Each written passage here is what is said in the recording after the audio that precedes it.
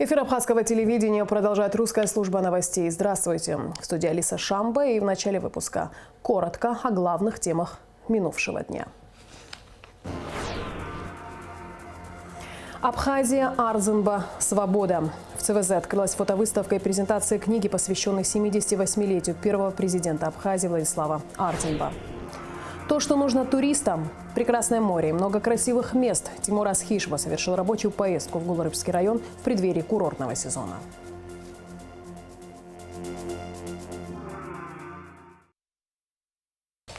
Делегация Генеральной прокуратуры Республики Абхазия во главе с генпрокурором Адгуром Агарба находится с рабочей поездкой в Республике Татарстан.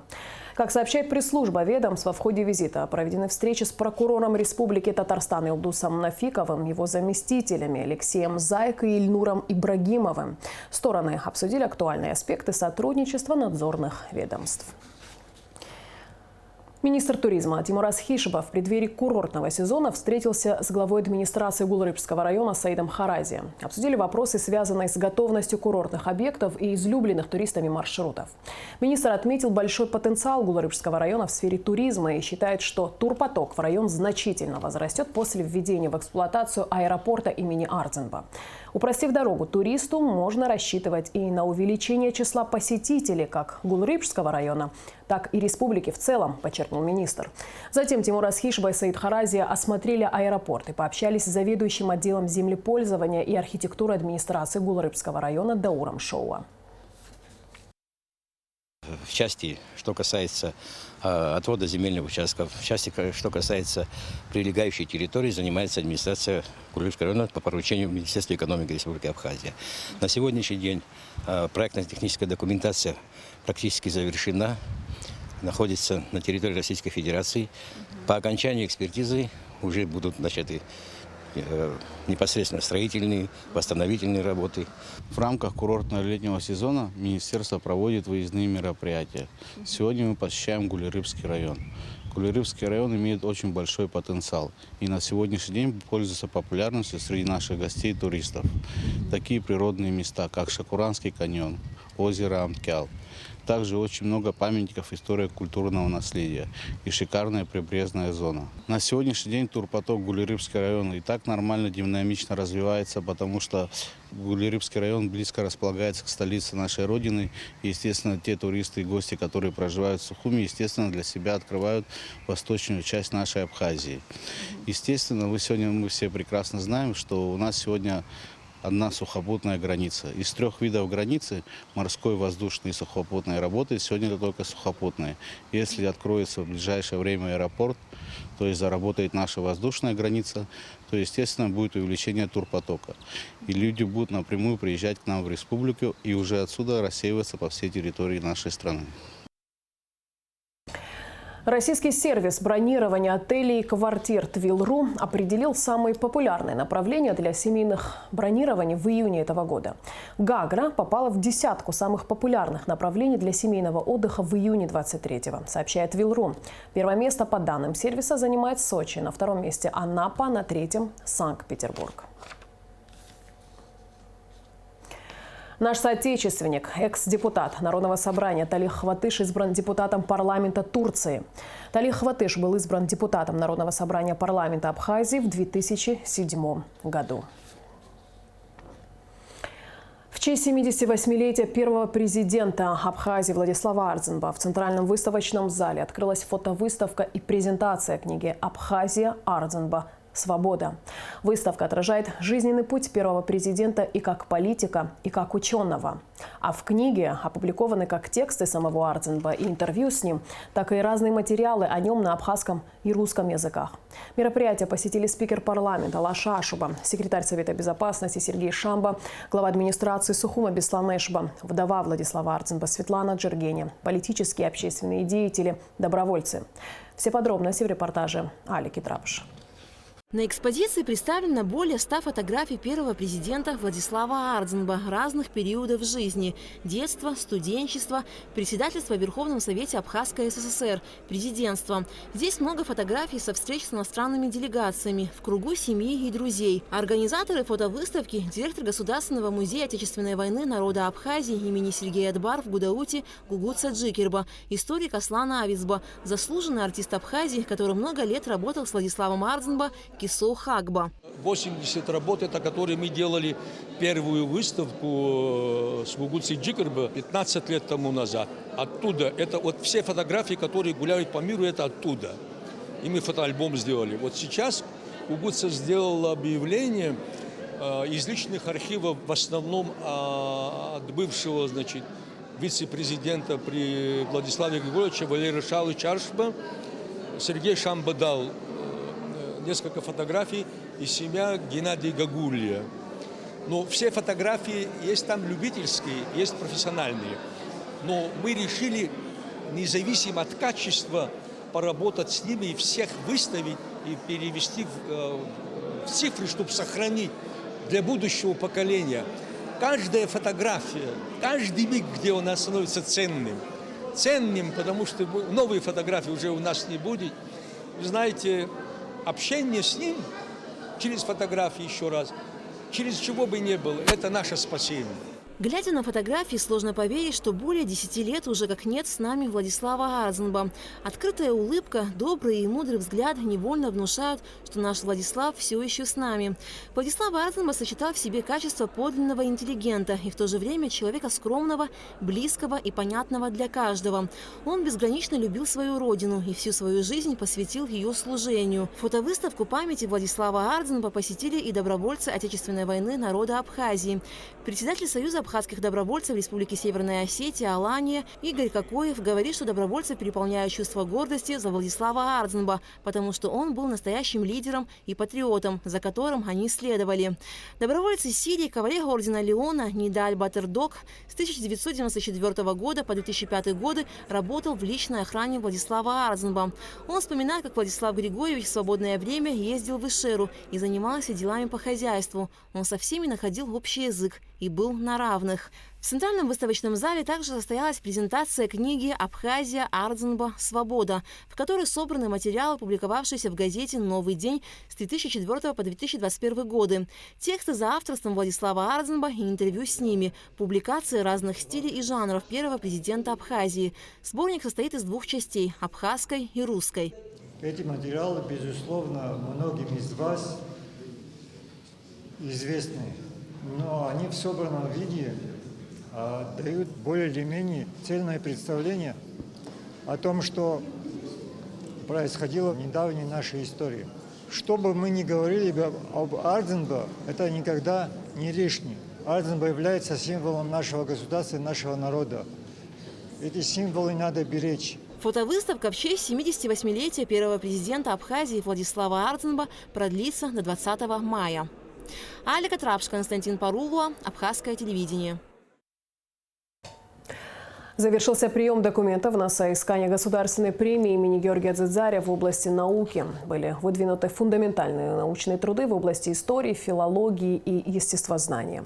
Комиссия по госпремии обращается с просьбой к коллективам научных учреждений, высших учебных заведений, ко всем компетентным специалистам принять активное участие в обсуждении выдвинутых на соискание премии работ в средствах массовой информации, присылать свои отзывы до 1 сентября текущего года по адресу: город Сухум, улица Академика Марра, 9, Академия наук Абхазии.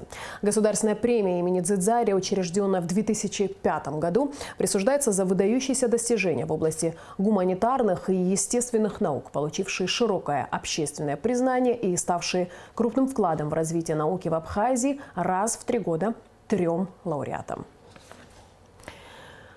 На 77-м году ушла из жизни заслуженный врач, министр здравоохранения Абхазии с 1999 по 2005 годы Людмила Авицба. Много ее идей и планов было воплощено в жизнь, что способствовало повышению уровня медицинской помощи населению Абхазии.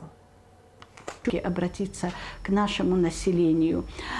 обратиться с тем, чтобы доверяйте своим докторам, доверяйте качеству нашей диагностики, доверяйте качеству нашего лечения, потому что если говорить о нашем специализированном учреждении, то мы достаточно подготовлены и умеем и диагностировать, и лечить, и умеем сохранять врачебную тайну. Диагностировать, лечить и сохранять врачебную тайну. Всю свою жизнь Людмила Авицба посвятила заботе о здоровье людей. В разные годы работала врачом-стоматологом, заведующей поликлиническим отделением в Новом Афоне, главврачом Республиканской детской стоматологической поликлиники. С 1999 по 2005 год Людмила Авицба возглавляла Министерство здравоохранения Абхазии. Несмотря на сложности того времени, ей удалось улучшить качество медицинских услуг и в целом повысить уровень здравоохранения в нашей стране. Она интересна тем, что из известной семьи Бориса Давидовича Авицба. Как женщина, она очень обаятельная, как врач известный, опытный. Я, будучи премьер-министром, когда формировал новое правительство, возник вопрос министра. У меня были сомнения в том плане, что еще война не завершилась, угроза войны была, и я думал бы, чтобы мужчина больше подходил. И она мои опасения отвергла, стала достойным министром, организатором здравоохранения, сумела сколотить и в министерстве, и в ведомствах медицинских достаточно опытных врачей. Ответственность, преданность своему делу, организаторские качества и талант руководителя снискали Людмиле Авицба заслуженный авторитет и уважение. Людмила Борисовна умела все это организовывать, любой вопрос, запрос парламента.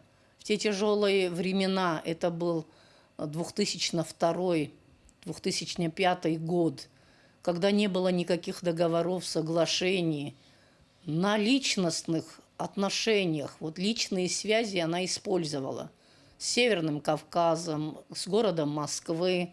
Когда к нам приходили люди с просьбой помочь ребенку, здоровью, самому человеку, и в это время приходилось, конечно, подключать Министерство здравоохранения. Она использовала все рычаги, вплоть до президента, еще тогда был президентом Владислав Григорьевич. Все связи, которые были у нее, она, конечно, пускала в ход. Главными качествами Людмилы Борисовны оставались доброта, внимательное и чуткое отношение к людям. Она по специальности стоматолог, но я всегда удивлялась, какие у нее идеи всегда возникали, идущие на много лет вперед для того, чтобы улучшить родовспоможение, для того, чтобы улучшить демографию. Мы с ней составляли планы, очень тесно работали, работа получалась очень хорошо. Мы с ней организовали с помощью международных экспертов, мы организовали подворовые обходы в Абхазии. И мы больше 1500 дворов мы обошли и собрали очень хороший материал, на котором потом Людмила Борисовна открыла проект «Медицина 21 века».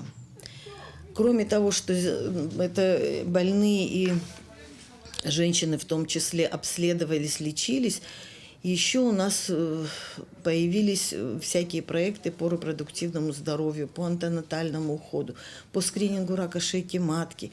Это все были ее идеи. По инициативе Людмилы Авицба в начале 2000-х был создан Республиканский СПИД-центр. Необходимость такого учреждения в Абхазии назрела давно. По решению Людмилы Борисовны центр был открыт при кожно-венерологическом диспансере. И снова ее решения оказались правильными и дальновидными. Мы не имели лабораторию. Мы не знали, как работать с ВИЧ-инфицированными пациентами. Первое время мы могли дать им только психологическую помощь, потому что у нас не было лечения. И даже с АЗОВ она нас этому обучала. Плюс ко всему лаборатория. По чуть-чуть, по крупицам она собирала эту лабораторию. которую на сегодняшний день все, что мы делаем здесь в центре, мы все предоставляем нашим пациентам бесплатно. Это тоже ее труд. Мое мнение, СПИД-центр, кожвен-диспансер – это ее детище. А всему ее дети. То есть она была не только руководителем для нас всех, она была для нас всех замечательным руководителем, добрым, хорошим человеком. Она была для нас просто мама. После того, как Людмила Борисовна покинула должность министра здравоохранения, она работала главврачом кожвен-диспансера и СПИД-центра. Последние годы была заведующей отделения центра. Несмотря на тяжелое заболевание, Людмила Борисовна продолжала работать, разрабатывая и воплощая идеи, способные помочь людям. Но я хочу сказать, что она была великолепным руководителем. В прошлом очень тяжело говорить, в прошлом времени о ней. Она была великолепным человеком. Такой большой коллектив, который у нее, она про всех все знала. Она знала их неудачи какие-то, их горе, она всегда поддерживала. Она была таким оптимистом. При том, что она болела уже тяжелым заболеванием, она приходила на работу. Она всех поддерживала, никогда не жаловалась. Она, наоборот, всех поддерживала. Если у кого-то какое-то горе или кто-то заболел, она такие примеры приводила, что даже стыдно было пожаловаться. Очень сильная, мудрая женщина. Конечно, нам ее будет не хватать. Эсма Гуланзе, Алексея Гухава, Абхазское телевидение. Продолжаем выпуск. 18 мая в республике пройдет ежегодная акция «Ночь в музее», приуроченная к Международному дню музеев. В ней участвуют 3 государственных музея – Музей боевой славы, Государственный музей и Литературный музей Дмитрия Гулия. Цель акции – привлечь самую широкую аудиторию к музейному наследию. Специально к этой ночи Абхазский государственный музей столицы проводит День открытых дверей, приглашает жителей и гостей столицы окунуться в историю страны. Музей боевой славы приглашает насладиться праздничной концертной программой. Литературный музей Дмитрия Гулия подготовил фотовыставку, посвященную 30-летию Дня Победы, вечер истории и культуры Абхазии и лекции «Святые места Абхазии». Абхазские школьники, 10-классница Сабина Гоги из Галской средней школы номер 2 и 6-классница София Хашба из Ачимчирской 2-й средней школы прошли финал международного конкурса юных чтецов «Живая классика» в Артеке. В лагере школьники занимаются с преподавателями театрального мастерства и сценической речи, филологами, журналистами, психологами, учатся блогингу, пластике и осваивают мастерство записи литературных подкастов. Победителями сезона станут 5 человек, которые выступят в начале июня на фестивале «Красная площадь» в суперфинале конкурса вместе с победителями международного финала «Живой классики». По решению жюри 15 человек из разных стран мира прошли финал конкурса. Всего в Артек приехало 255 подростков. На прошлой неделе прошла встреча Союза политических партий и общественных организаций с членами правительства. Министры ответили на острые вопросы, интересующие общественность. После информационного выпуска Амши Кушара смотрите отчет вице-премьера, министра экономики Кристины Узган на тему энергетической отрасли. И в завершении выпуска традиционно о погоде.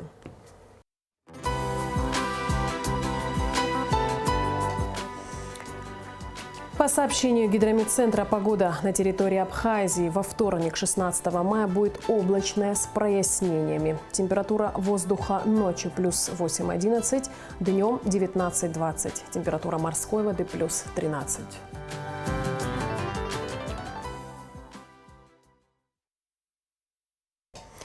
На этом наш выпуск завершен. Я с вами прощаюсь. До скорых встреч в эфире.